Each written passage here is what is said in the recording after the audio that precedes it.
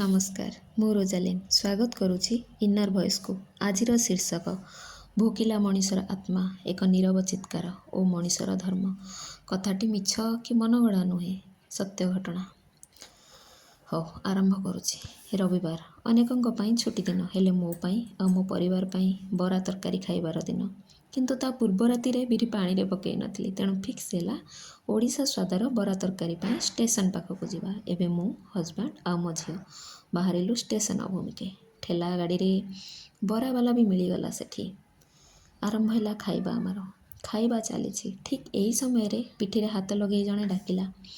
मनरे हठात राग भरीगला। किए हाथ लगे डाकुची जे पाटिरे कौन डाकी पारुनी बुली पछकु चाहिली। जेतिकी रागरे बुलिली सेतिकी शीघ्र राग पानी फाटीगला।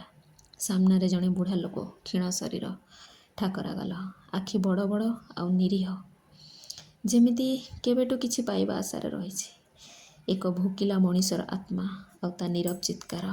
से चित्कारटा स्वर शून्य किंतु मो अंतरात्मा को बारंबार ता आखिर शब्द भाराक्रांत करुथाए। एबे कर्तव्यर बारी आसिला। हजबैंड ताको पचारिले क्या हुआ। उत्तर आसिलानी किछि। खाओगे तथापि उत्तर नाही। या भितरे आमे बुझीगलु जे शुणी पारु नाहंती से। एबे हजबैंड ठार पचारिले से भी ठार देखाइले इडली बरा को। दुकानी को कही तांका हाथ को प्लेट टीए बढ़ाई देले। से प्लेट हाथ रे धरी तले से बसी पड़िले। मुंडटी तांकर तलकु थाए। बहुत जोरे खाउथांती से। लागुथाए जेमती अनेक भोक रहिछि पेटरे तांकर। किछि समय रे ऊपर को मुंड टेकिले। मो झियो सेठी कुदा मारुथाए। ताको चाही स्मित हसटिए देले। से हसरे अनेक तृप्ति अनुभव करुथाए मु। सेठू खाई सारी डिमार्ट आड़े आमे बाहरिलु किंतु मनरे अनेक किछि चली थाए।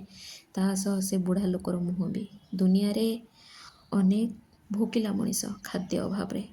प्रत्येक दिन समस्त को देबार सक्षम आम पाखरे न थाए किंतु कोठी किए केबे मिलीगले खाद्य केबे तो थरे थरे देई परिबा ना। मो आशा उत्तर ना आसीबनी। एबे आशा करुछि इनर भॉइस रो ए टॉपिक आपणक मन को निश्चिंत छुईब। धन्यवाद समस्त को बहुत बहुत धन्यवाद। पसंद आसिले लाइक करिवे। धन्यवाद।